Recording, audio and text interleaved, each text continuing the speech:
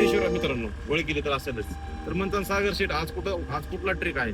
आज इष्टेमध्ये बसून ट्रेक नाही, तर आपण आपल्या कुळदेवताची वारी करण्यासाठी चाललेलो आहोत. तर भरपूर लोक आपल्या कुळदेवताची वारी करतात.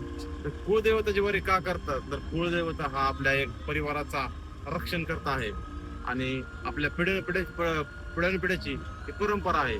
त्याच परंपरेचं आज आपण पालन करण्यासाठी हजारो कित्येक वेळेस मी कुळदेवतासाठी गेलो, पण ब्लॉग करणं माझं जमलं नाही.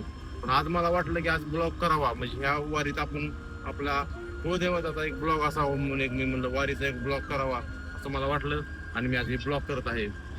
तर चला बघू आपला श्री क्षेत्र कोल्हापूरचा सफर कसा होता, या पुढे काय काय घडतंय तुम्हाला दाखवतोच. तोपर्यंत व्हिडिओ लाईक करा, चॅनल सबस्क्राईब करा. चला ज्योतिबाच्या नावानं चांगलं.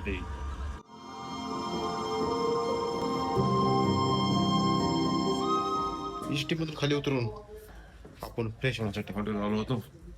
आता हॉटेलवरून समजा फ्रेश वगैरे होऊन आता आपण डबल एसटीच्या स्टँडकडे चाललेलो आहोत, कारण 6:30ची एसटी आपल्याला ज्योतिबाकडे घेऊन जाणार आहे. तर चला बघू पुढचा सफर कसा होतोय. सध्या आपण बस स्टँडच्या बाहेर आहोत.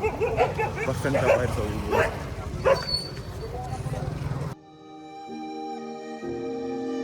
एक तास रस्त्यावर बरोबर शेवटी आपल्याला एसटी मिळाली. चला जाऊ आता ही जी एसटी जाते ना, ही एसटी डायरेक्ट चालली कोल्हापूर दिशेने. ते आपल्याला 50 रुपये मागायला लागले. 50 रुपये द्या म्हणून. असे भरपूर आपल्याला भेटतील.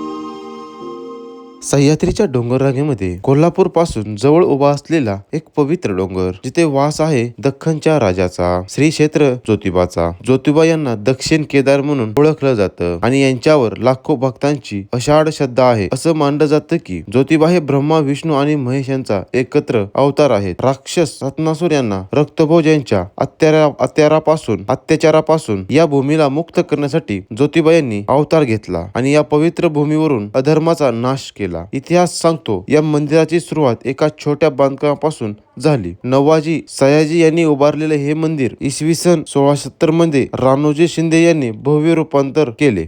या डोंगराची विशेष गोष्ट म्हणजे या डोंगरावर जे लोक राहतात ना, ते 90% लोक पुजारी आहेत. त्यांना भोपे असे म्हणतात. त्यांचं काम आहे इथे येणाऱ्या लोकांनी सोय करायची, राहण्याची, खाण्याची आणि आंघोळीची. प्रत्येक गावाला एक भोपी दिलेला आहे. आमच्याही गावासाठी दिलेला भोपी आम्ही त्याच्याकडे गेलो. आंघोळ तर आपण बाहेरच केली होती, फक्त प्रश्न उरला होता पूजाचा. सकाळी लवकर गेल्यामुळे आपण अभिषेकासाठी निघालो. जसं अभिषेक करण्यासाठी मंदिराच्या समोर आलो, तसं एक वेगळीच एनर्जी शरीरामध्ये जाणवू लागली. अभिषेक करून साधारणतः अर्धा तास अभिषेकासाठी गेला. अभिषेक करून पुन्हा कपडे बदलून आपण मंदिराच्या अवतीभोवती फिरू लागलो. मंदिराचा पूर्ण नकाशा आपण पाहू लागलो. उंच डोंगरात देवा तुझा वासर परती तुझ्या भक्तावरी देवा तुझी. अभिषेक करण्याला थोडा वेळ लागला आणि वेळ लागल्यामुळे साधारण 9 ते 10 वाजले. 10 वाजता आपण येऊन पोहोचलेलो आहोत मंदिराच्या दरबारात ज्योतिबाच्या चरणी. आता इथे सर्व माहोल बघून आता आपण चाललेलो आहोत धाराशिव जिल्ह्याकडे. ही गर्दी दिसते ना, ही फक्त गर्दी नाही, ते श्रद्धेचं एक जिवंत उदाहरण आहे, विश्वास आहे. भरपूर फिरला होता तब्बल सकाळपासून ह्याच मंदिरच्या परिसरात. सकाळी एवढी गर्दी नव्हती, पण आता भरपूर गर्दी वाढलेली आहे. उन्हाचा कार आहे, छोटा फॅन आपण हवेसाठी घेतलेला आहे. तर चला आता जाऊया धाराशिव जिल्ह्याकडे. जय हिंद, जय महाराष्ट्र. कसं वाटतं तुम्हाला? कसा झाला आपला प्रवास?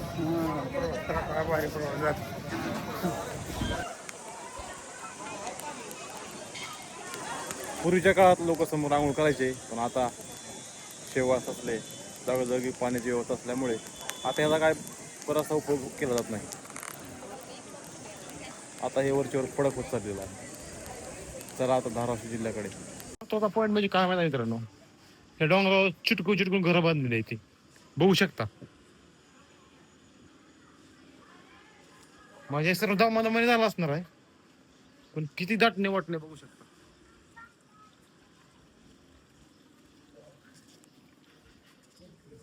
जाताना इष्टीने जावं म्हणलं, पण असली भयानक गर्दी बघून डबल पुन्हा इष्टीने यायची इच्छा झालेली नाही.